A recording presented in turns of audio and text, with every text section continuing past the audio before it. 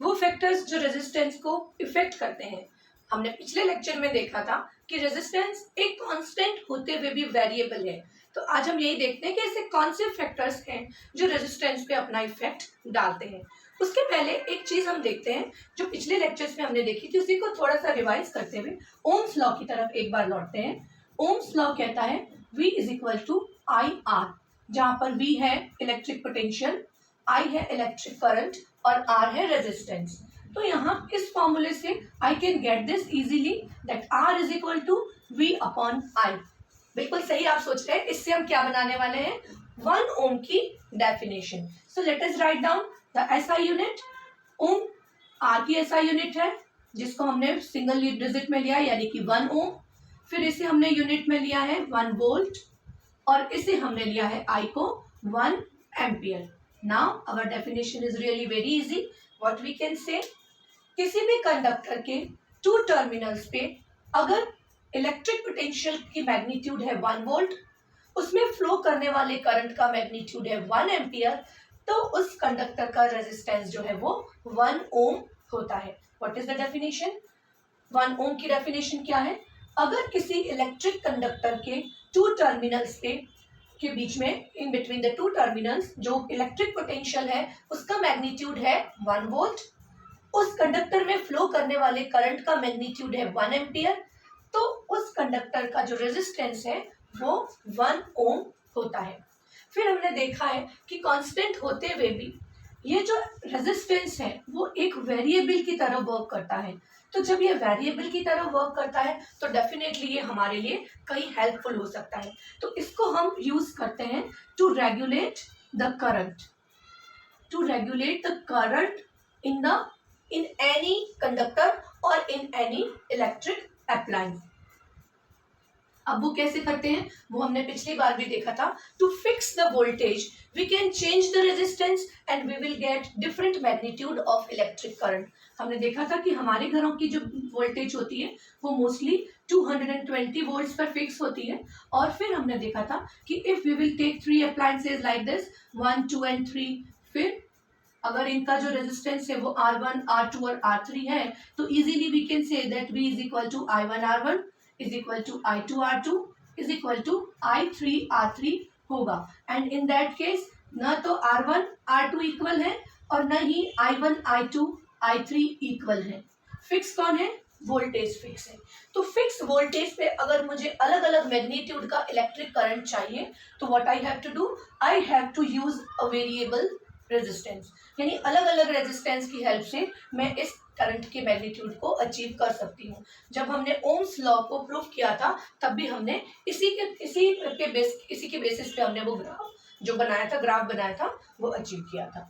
So this was ohm, definition of 1 ohm and the use of resistance in any circuit. अब हम देखते हैं कि वेरियस फैक्टर्स कौन से हैं, वो फैक्टर्स जो कि इफेक्ट करते हैं रेजिस्टेंस को।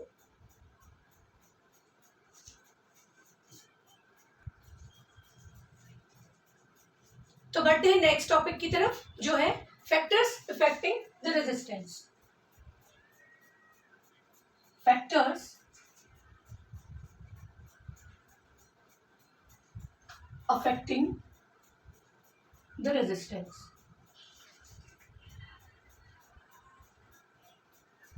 रेजिस्टेंस को कौन कौन से फैक्टर अफेक्ट करते हैं इनके बारे में अब हम देखते हैं।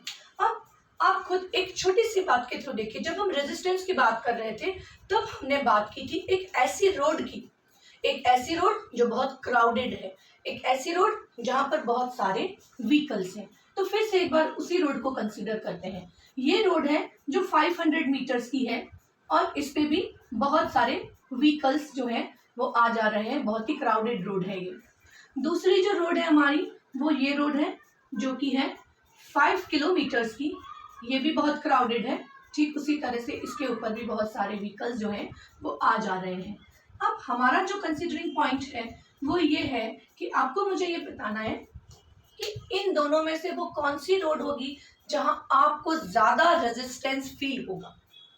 यानी आप 500 मीटर की रोड पे जाते हैं तब आपको ज्यादा रुकावट लगेगी, या आप 5 किलोमीटर की इस क्राउडेड रोड पे जाते हैं, क्राउडेड दोनों ही हैं, दोनों पे व्हीकल्स हैं, दोनों में ही निकलने में परेशानी है, रेजिस्टेंस दोनों पर है, आपको ये सोचना है कि किस में ज्यादा रेजिस्टेंस लगेगा। डेफिनेटली 5 किलोमीटर वाली रोड जो बहुत लंबी है, वहां पर हमें ज्यादा रेजिस्टेंस फील होगा, वहां पर हमें ज्यादा रेजिस्टेंस फील करना पड़ेगा, क्योंकि हमें ज्यादा दूरी पर जाना है। यहाँ पर हमें सिर्फ 500 मीटर तक क्राउडेड मिलेगा, यहाँ पर हमें 5000 मीटर तक, यानी कि 5 किलोमीटर तक हमको ये रेजिस्टेंस सहन करना होगा। तो डेफिनेटली ये वाली जो रोड होगी उसका रेजिस्टेंस हमारे लिए ज्यादा होगा। ठीक इसी तरह से हम जब इलेक्ट्रिक कंडक्टर या इलेक्ट्रिक वायर की बात करते हैं, तब भी हम यही कहते हैं कि अगर ये एक रेजिस्टेंस वायर है जिसकी लेंथ है L1, और ये एक दूसरा रेजिस्टेंस वायर है जिसकी लेंथ है L2। If L1 is smaller than L2, if L1 is smaller than L2, तो किसमें ज्यादा रेजिस्टेंस होगा? जिसकी लेंथ ज्यादा है। अगर इसका जो रेजिस्टेंस है वो है R1 और इसका जो रेजिस्टेंस है वो है R2, then definitely R1 is smaller than R2। जिसकी लेंथ ज्यादा होगी उसका रेजिस्टेंस भी ज्यादा होगा। तो इससे मैं कह सकती हूँ that resistance is directly proportional to the length of the conductor wire. क्या कहा हमने कि जितनी ज्यादा कंडक्टर वायर की लेंथ होगी, जितना ज्यादा रेजिस्टेंस वायर की लेंथ होगी, उतना ही उसका मैग्नीट्यूड ऑफ रेजिस्टेंस ज्यादा होगा। अगर ये L1 और L2 दो लेंथ के हमने वायर लिए हैं, where L1 is smaller than L2 और I can say L2 is greater than L1, L2 की लेंथ ज्यादा है, L1 की लेंथ कम है, यानी वो जो हमारी रोड को अगर हम वापस अज्यूम करें तो ये 500 मीटर की है और ये 5 किलोमीटर की है, तो सबसे ज्यादा रेजिस्टेंस हमें कहाँ मिला था? 5 किलोमीटर में मिला था, या 500 मीटर में? 5 किलोमीटर में। इसका मतलब ये हुआ, ये एक एग्जाम्पल है, प्लीज डोंट कंफ्यूज कि मैंने यहाँ पर आपको ये कहा है कि R2 का जो रेजिस्टेंस है वो 5 किलोमीटर है। ये सिर्फ हम उस एग्जाम्पल की बात कर रहे हैं जो हमने रोड को देख कर लिया था। तो यहाँ पर हम ये कहते हैं कि जिस तरह से हमें छोटी रोड पर, कम लंबाई की रोड पर कम रेजिस्टेंस और ज्यादा लंबाई की रोड पर ज्यादा रेजिस्टेंस फील करना पड़ा था, उसी तरह से जब ज्यादा लंबाई का वायर होता है तो उसका रेजिस्टेंस भी ज्यादा होता है, because R is directly proportional to L। तो इस तरह से क्या पता चला कि फर्स्ट हमारा जो डिपेंडेंसी हमने देखी, let us write down over there. तो ये जो हमने फैक्ट लिखा वो क्या होगा? That R is directly proportional to L। Resistance जो है वो वायर की लंबाई के डायरेक्टली प्रोपोर्शनल होगा। अगर लेंथ बढ़ेगी, अगर मैं कहती हूँ if R1 is equal to, R1 is dependent, किस पे डिपेंड करता है? L पे। तो अगर R1 और L1 है, तो अगर L1 को जब है मैं चेंज कर देती हूँ और ये 2L हो जाती है, जब ये डबल हो जाती है तो इन दैट केस जो R है वो भी 2R हो जाएगा। क्यों हो जाएगा? क्योंकि ये उस पर डायरेक्टली प्रोपोर्शनल, डायरेक्टली उसके ऊपर डिपेंड करता है, डायरेक्टली प्रोपोर्शनल है उसके। तो इसलिए जब R1, अगर मैं लेंथ डबल करती हूँ तो रेजिस्टेंस भी डबल हो जाएगा। अगर मैं उसकी लेंथ को हाफ कर देती हूँ, हाफ L कर देती हूँ, तो इसका मतलब होगा कि रेजिस्टेंस भी हाफ हो जाएगा। So in this way we can get this rule कि जो रेजिस्टेंस होता है वो वायर की लंबाई पे डिपेंड करता है, डायरेक्टली उसके प्रोपोर्शनल होता है। Now just let us take some other example. एक दूसरा एग्जांपल देखते हैं। अब हम ऐसी ही एक रोड पे चले जा रहे हैं, हम रोड पे बहुत जाते हैं, ध्यान रखिएगा रोड पर बहुत ट्रैफिक है। यहाँ पे हमें ध्यान देना है कि इस रोड में और इस रोड में एक बहुत बड़ा डिफरेंस है। तो इस ट्रैफिक वाली रोड पर हमें जाते वक्त बहुत ध्यान रखना होगा। सी यहाँ पर बहुत सारा ट्रैफिक है, आप देख रहे हैं बहुत सारी गाड़ियां चल रही हैं और अब हमें इसी में से निकलना है। ट्रैफिक यहाँ पर भी बहुत है, आप देख रहे हैं इधर भी बहुत सारी गाड़ियां चल रही हैं। You can see that this is very crowded road. दोनों ही रोड बहुत क्राउडेड है, लेकिन ये जो रोड है ये बहुत नैरो रोड है, बहुत ही पतली सी रोड है, सकरी रोड है, और ये बहुत ही ब्रॉड रोड है। ठीक है, ये क्या देते हैं हम कि ये सिर्फ जो है वो 20 फीट की रोड है और ये जो है वो 50 फीट की या 60 फीट की रोड है, वो 60 फीट की रोड है। यानी यहाँ पर बहुत ज़्यादा स्पेस है मेरे पास चलने के लिए, वहाँ पर मेरे पास चलने के लिए स्पेस बहुत कम है। नाउ यू टेल मी, कहाँ पर मुझे ज़्यादा रेजिस्टेंस फील होगा, वहाँ पर या यहाँ पर? अगर मुझे ये दोनों रोड क्रॉस करनी है, लंबाई दोनों की बराबर है, कि भी 500 मीटर है वो भी 500 मीटर है, तो ये वाली बात तो हम भूल ही जाते हैं क्योंकि दोनों की लेंथ बराबर है तो रेजिस्टेंस बराबर है। लेकिन अब क्या चेंज हो गया? अब चेंज हो गई इनकी विड्थ चेंज हो गई। ये पतली रोड है, ये बहुत ही ब्रॉड रोड है, वो एकदम नैरो रोड है, ये ब्रॉड रोड है। ट्रैफिक यहाँ पर भी ज्यादा है, ये भी क्राउडेड है, वो भी क्राउडेड है, लेकिन मुझे स्पेस ज्यादा कहाँ मिलेगा, कहाँ से निकलना मेरे लिए आसान होगा? ऑब्वियसली इस रोड से निकलना मेरे लिए आसान होगा, जबकि उस रोड से निकलना मेरे लिए मुश्किल होगा। तो इसका मतलब ये क्या है, उसका क्रॉस सेक्शन है। हम अगर इसकी बात करें तो हम इसे क्या कहेंगे, इसका क्रॉस सेक्शन कहेंगे, या हम अगर ये सर्कल है, अगर हम इस सिलेंडर की बात करते हैं या इस सर्कल की बात करते हैं तो हम इसको इसका एरिया कहेंगे। तो जैसे जैसे एरिया बढ़ेगा रेजिस्टेंस कम होता जाएगा। Doesn't it? ये ऐसा नहीं है, आप देखिए एक बार इसको कि अगर रोड पतली है तो रेजिस्टेंस ज्यादा है, अगर रोड ब्रॉड है, थोड़ी सी चौड़ी है, तो रेजिस्टेंस कम है। यानी एरिया बढ़ गया तो रेजिस्टेंस कम हो गया, एरिया कम हो गया तो रेजिस्टेंस बढ़ गया। तो इन दैट केस हम क्या कह सकते हैं, इसको कंडक्टर वायर के हिसाब से देखते हैं। See, this is my first wire and this is my other wire. Now you just imagine that इसका जो एरिया है वो है A1 और इसका एरिया है A2। Now you tell me क्या होगा? डेफिनेटली ऐसा ही होगा कि जो A1 वाला जो वायर है, यानी कि जो पतला वायर है, वहां पर रेजिस्टेंस ज्यादा होगा, और A2 जो वायर है उसका रेजिस्टेंस जो है वो कैसा होगा, कम होगा। तब हमें क्या पता चलता है कि जो रेजिस्टेंस होता है वो क्रॉस सेक्शन एरिया के इनवर्सली प्रोपोर्शनल होता है। इसको लिख लेते हैं एक बार।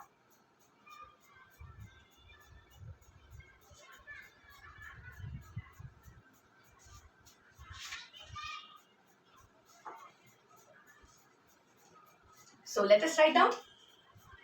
R is inversely proportional to the cross section area of the conductor wire. Conductor wire के क्रॉस सेक्शन एरिया के ये इनवर्सली प्रोपोर्शनल होगा। इसका मतलब हुआ कि अगर एरिया बढ़ेगा, if the area will increase, अगर एरिया बढ़ेगा तो रेजिस्टेंस कम हो जाएगा। यानी अगर A की वैल्यू जो है वो 2A हो गई है तो R की वैल्यू कितनी हो जाएगी, हाफ A हो जाएगी। अगर A की वैल्यू जो है वो हाफ हो गई है, यानी A की वैल्यू क्या हो गई है, कम हो गई है, तो R की वैल्यू क्या हो जाएगी, 2A हो जाएगी। जैसे जैसे एरिया बढ़ेगा वैसे वैसे रेजिस्टेंस कम होता जाएगा, जैसे जैसे एरिया कम होगा वैसे वैसे रेजिस्टेंस बढ़ता जाएगा, क्योंकि ये एक दूसरे के इनवर्सली प्रोपोर्शनल होते हैं। सो नाउ अब हम क्या करते हैं, ये वाला जो हमने यहाँ पर रूल लिखा है उसे और इस रूल को दोनों को कंबाइन कर देते हैं। So what do we get, R is proportional to L upon A, means R is directly proportional to the length and R is inversely proportional to A। जहाँ पर L क्या है, लेंथ ऑफ द वायर है, और A क्या है, A is the cross section area of that conductor wire। and what do we get, कि जब हम डिपेंडेंसी देखते हैं, फैक्टर जो कि रेजिस्टेंस को अफेक्ट करते हैं, उनमें हमने जब वायर की, कंडक्टर वायर की लेंथ देखी तो लेंथ बढ़ने के साथ साथ रेजिस्टेंस बढ़ेगा और एरिया बढ़ने के साथ साथ रेजिस्टेंस कम हो जाएगा। तो अब हम देखते हैं कि वो और कौन से फैक्टर हैं जिस पे रेजिस्टेंस डिपेंड करता है। हर एक जो कंडक्टर होता है वो अलग अलग मेटल का बना होता है।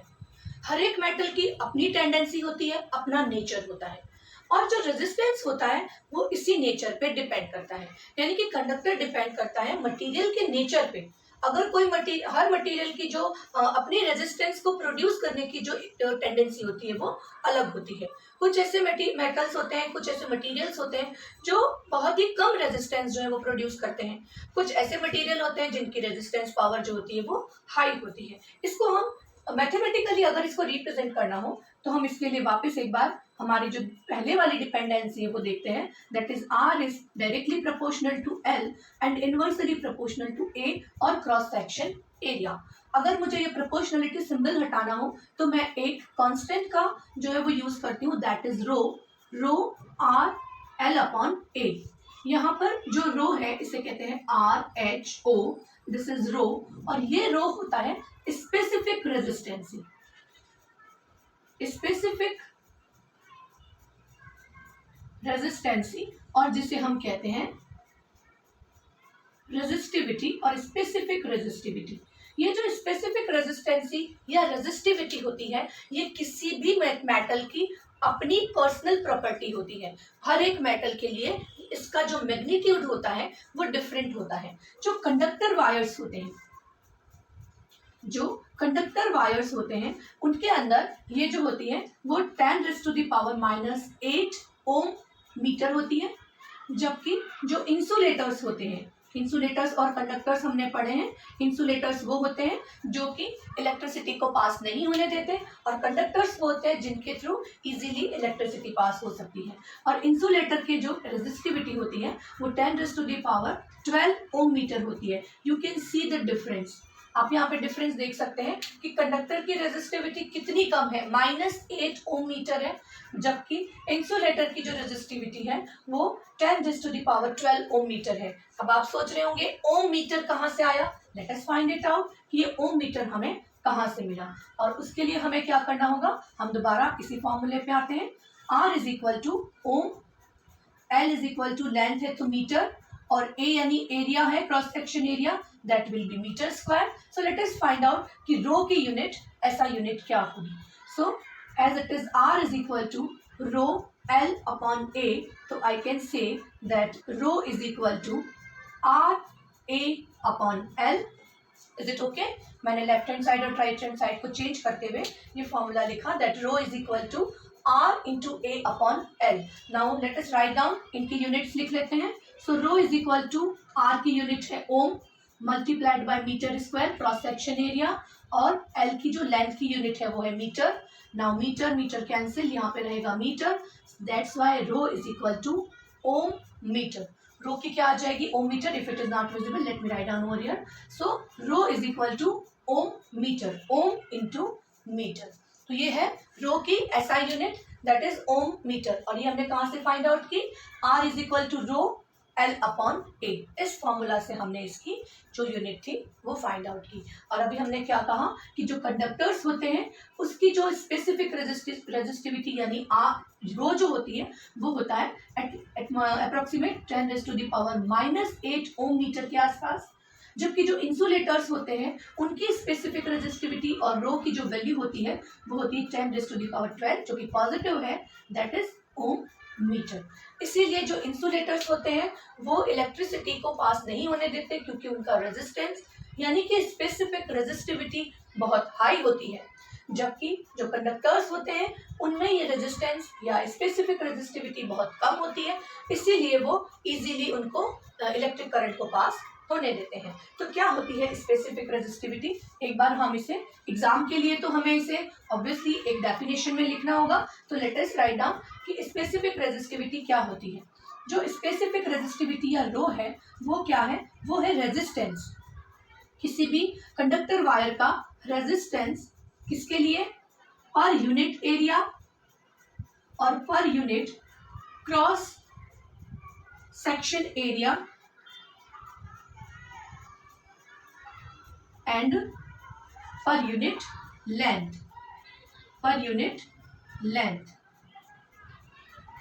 तो क्या है ये कौन सा रेजिस्टेंस है, किसी भी कंडक्टर वायर का per unit cross section area और पर यूनिट लेंथ जो उसका रेजिस्टेंस होता है उसे उसकी रेजिस्टिविटी कहते हैं। अब रेजिस्टिविटी को हम नॉर्मली कैसे समझ सकते हैं, हमने पहले देखा था कि जब लेंथ बढ़ती है तो रेजिस्टेंस बढ़ता है, जब एरिया बढ़ता है तो भी रेजिस्टेंस, एरिया बढ़ता है तो रेजिस्टेंस कम हो जाता है। लेकिन हम यहाँ पर बात कर रहे हैं सेम लेंथ और सेम एरिया की। हमने एक वायर लिया, सपोज ये है मेटल 1, इसकी जो लेंथ है वो है LM और इसका जो क्रॉस सेक्शन एरिया है वो है AM 1M1। दूसरा जो हमने वायर लिया वो है मेटल M2, इसकी जो लेंथ है वो है LM2 और क्रॉस सेक्शन एरिया है AM2। लेकिन मैं कहती हूँ कि मैंने इन दोनों को फिक्स लिया है, यानी कि LM1 is equal to LM2 is equal to L है और AM1 is equal to AM2 is equal to A है। यानी यहाँ पर मेरे लिए R जो है उसे फाइंड आउट करने के लिए L और A फिक्स है। तो क्या बदला, वो जो चीज चेंज हो गई वो चेंज हुई रो, ये है रो M1 और ये है रो M2। तो यहाँ से मुझे क्या पता चलता है कि ये जो रो M1 और रो M2 है ये इसकी पर्सनल दुश्मनी है। ये इसका पर्सनल एक गुस्सा है जो ये कंडक्टर के ऊपर इलेक्ट्रिक करंट पे निकाल रहा है। ये कह रहा है कि मैं इतना पावरफुल हूँ कि मैं तुम्हें नहीं जाने दूंगा। तो ये जो पावर है, ये जो इसको रोकने की जो शक्ति है, ये इसकी पर्सनल है। ये इस लेंथ और इस एरिया पे डिपेंड नहीं कर रही है, ये इसकी पर्सनल प्रॉपर्टी है। हर एक मटेरियल की अपनी एक स्पेसिफिक रेजिस्टिविटी होती है, जिसकी वैल्यू मेटल्स के लिए 10⁻⁻8 ओम मीटर यानी कि बहुत कम होती है, जबकि इंसुलेटर्स के लिए जो यही मैग्नीट्यूड होता है वो 10⁻12 ओम मीटर होता है, जो कि बहुत ज़्यादा है। और इसीलिए इंसुलेटर्स में से इलेक्ट्रिक करंट पास नहीं हो पाता है। इन दोनों के बीच में यानी कि कंडक्टर्स और इंसुलेटर के बीच में हम बात करते हैं एलॉय की। एलॉय जो होते हैं एक्चुअली क्या होते हैं, आप सभी ने एलॉय के बारे में पिछली क्लास में भी पढ़ा होगा, और शायद अभी जो हमारे साइंस में भी चैप्टर्स आएंगे मेटल से रिलेटेड, उसमें भी हम पढ़ेंगे कि एलॉय जो होते हैं वो एक ऐसा यूजफुल मिक्सचर है दो अलग अलग मेटल्स का, दो या दो से तीन का मिक्सचर हो सकता है, मेटल नॉन मेटल मेटल्स का मिक्सचर है, जिसकी वजह से हमें एक यूजफुल जो है वो मेटल मिलता है। तो एलॉय का जो रेजिस्टिविटी होती है वो इंसुलेटर और कंडक्टर के बीच में कहीं होती है, कंडक्टर से कम और इंसुलेटर से ज़्यादा होती है।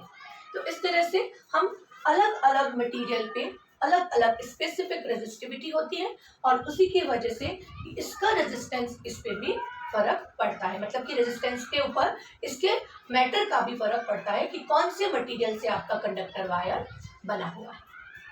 तो अब तक जो तीनों फैक्टर्स हमने पढ़े, जिसमें हमने पढ़ा था लेंथ, क्रॉस सेक्शन एरिया और हमने पढ़ा रेजिस्टिविटी, लेकिन उसके अलावा एक और फैक्टर होता है, दैट इज टेम्परेचर। टेम्परेचर जो कि एक फिजिकल प्रॉपर्टी है किसी भी मैटर की, वो भी उस मैटर के रेजिस्टेंस पर इफेक्ट करती है।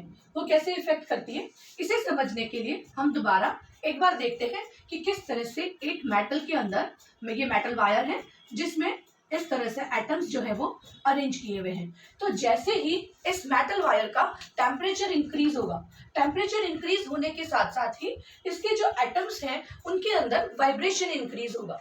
वाइब्रेशन इंक्रीज होने से इनकी काइनेटिक एनर्जी बढ़ेगी और इसकी वजह से इलेक्ट्रॉन के बीच में कोलिजन बढ़ जाएगा, और जब इलेक्ट्रॉन का कोलिजन बढ़ता है तो अगेन रिजल्ट क्या होगा, टेम्परेचर बढ़ने लगेगा। और कुल मिलाकर इलेक्ट्रिसिटी के फ्लो में एक रेजिस्टेंस प्रोड्यूस हो जाएगा, यानी कि टेम्परेचर बढ़ने के साथ साथ इलेक्ट्रिसिटी के फ्लो में जो रेजिस्टेंस आ रहा था, जो रुकावट आ रही थी, वो और इंक्रीज हो जाएगी। यानी कि जैसे जैसे टेम्परेचर बढ़ता है, टेम्परेचर के बढ़ने के साथ साथ क्या होता है, रेजिस्टेंस बढ़ता है, और हम जानते हैं कि जब रेजिस्टेंस बढ़ता है तो फ्लो ऑफ इलेक्ट्रिसिटी जो होती है वो कम हो जाता है। तो फोर्थ फैक्टर यानी टेम्परेचर क्या करता है, टेम्परेचर भी हर हाल में रेजिस्टेंस को बढ़ा देता है। और हमने ये भी पढ़ा है कि ओम्स लॉ की ये लिमिटेशन है कि ओम्स लॉ नहीं बताता है कि टेम्परेचर बढ़ने पर रेजिस्टेंस पे क्या इफेक्ट पड़ेगा, लेकिन हाँ, टेम्परेचर बढ़ने से रेजिस्टेंस बढ़ जाता है। तो इस तरह से आज अभी तक हमने चारों फैक्टर के बारे में देख लिया कि कुल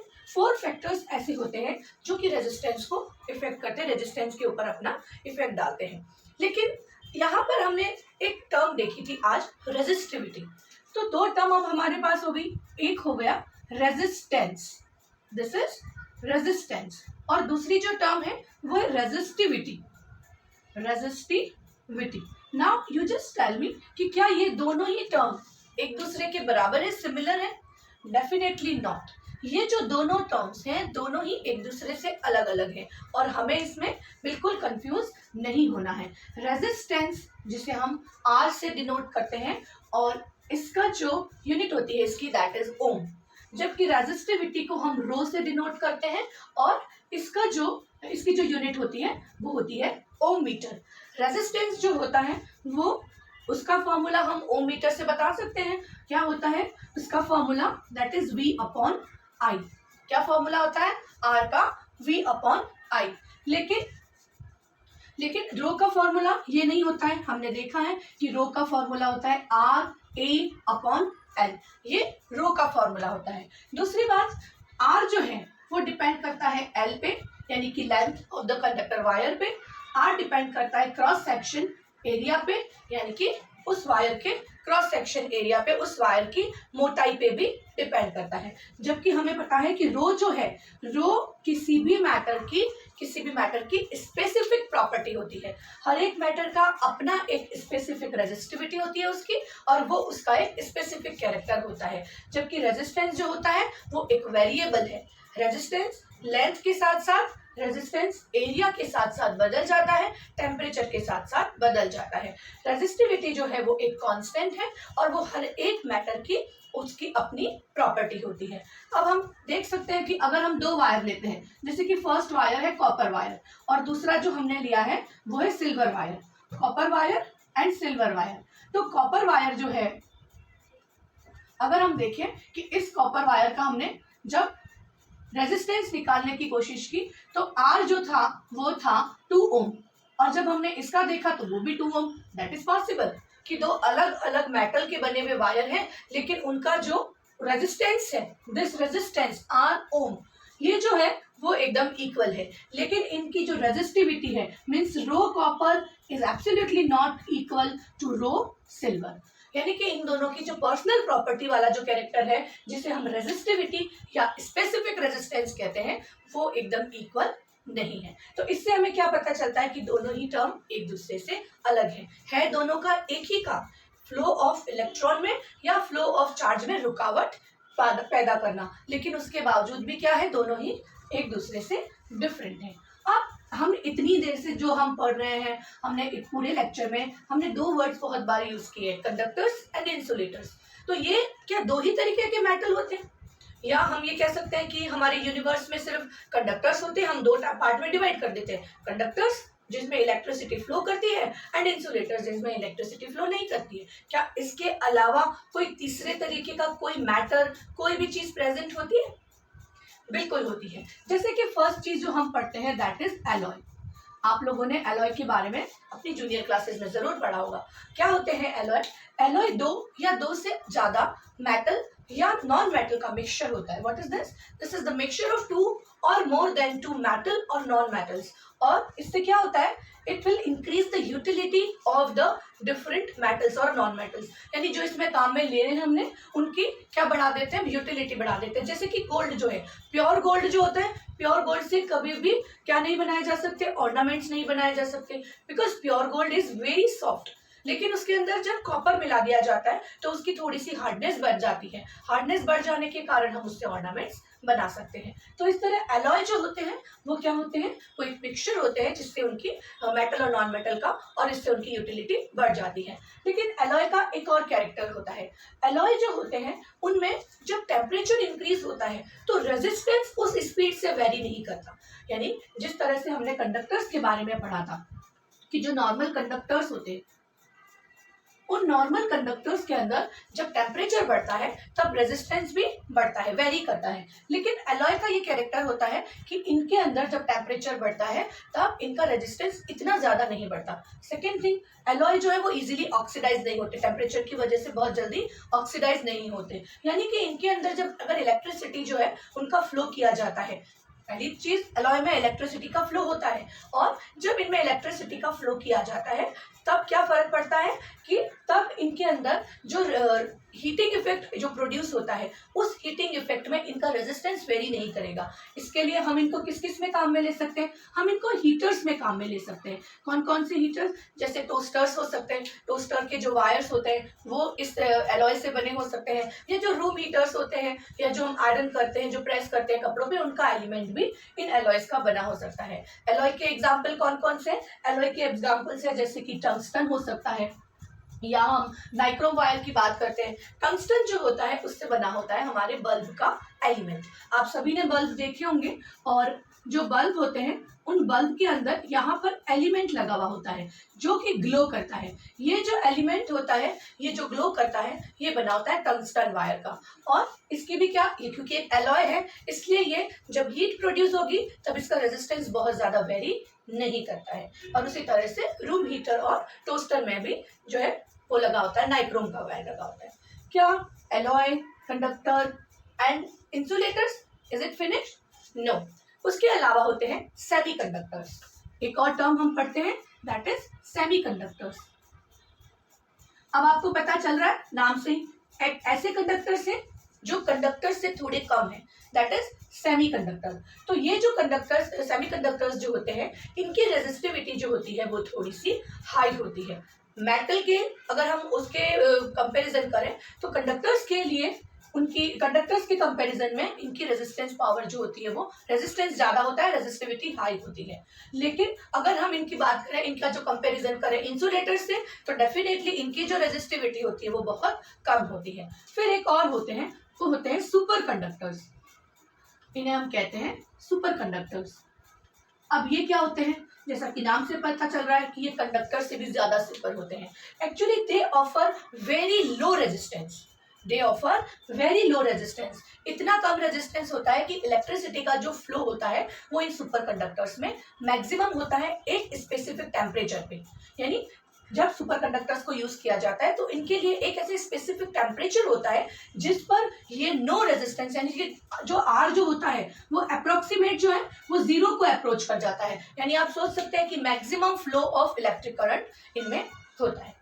ठीक है, तो आज हमने जो सारी चीजें पढ़ी उनमें हमने क्या पढ़ा कि रेजिस्टेंस जो होता है उसको कौन कौन से फैक्टर्स इफेक्ट करते हैं, जिसमें हमने पढ़ा था length, then cross section area, specific resistance और रेजिस्टिविटी, देन टेम्परेचर। ये चारों फैक्टर्स जो होते हैं वो किसी भी मेटल वायर के रेजिस्टेंस पे अपना इफेक्ट डालते हैं। फिर हमने ये पढ़ा कि रेजिस्टेंस और रेजिस्टिविटी दोनों ही अलग अलग होते हैं और इन दोनों में हमें कंफ्यूज नहीं होना है। रेजिस्टेंस वेरिएबल है जो कि लेंथ पे डिपेंड करता है, क्रॉस सेक्शन एरिया पे डिपेंड करता है, लेकिन रेजिस्टिविटी हर एक मेटल का अपना एक कैरेक्टर होता है। और यहाँ पर हम देख रहे हैं कि alloy conductors, then alloy, then semiconductors, then superconductors and then insulators. ये अलग अलग तरह के जो हैं ये मेटल्स हैं जो कि हम, जिनमें हम इलेक्ट्रिसिटी फ्लो करा सकते हैं। इंसुलेटर में नहीं होती, बाकी सभी में फ्लो ऑफ इलेक्ट्रिसिटी होता है और ये अलग अलग रेजिस्टेंस ऑफर करते हैं। एलॉय ऐसे हैं जो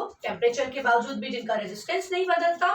तो सेमीकंडक्टर्स जो होते हैं वो कंडक्टर से थोड़ी कम रेजिस्टिविटी और इंसुलेटर से थोड़ी ज्यादा रेजिस्टेंस पावर इनकी होती है, रेजिस्टिविटी इनकी ज्यादा होती है। और सुपर कंडक्टर्स ऐसे होते हैं जो किसी एक पर्टिकुलर टेम्परेचर पे जीरो रेजिस्टेंस ऑफर करते हैं, यानी कि मैक्सिमम जो है इनके अंदर से इलेक्ट्रिसिटी का फ्लो हो सकता है। तो आज के लिए यही फिनिश करते हैं।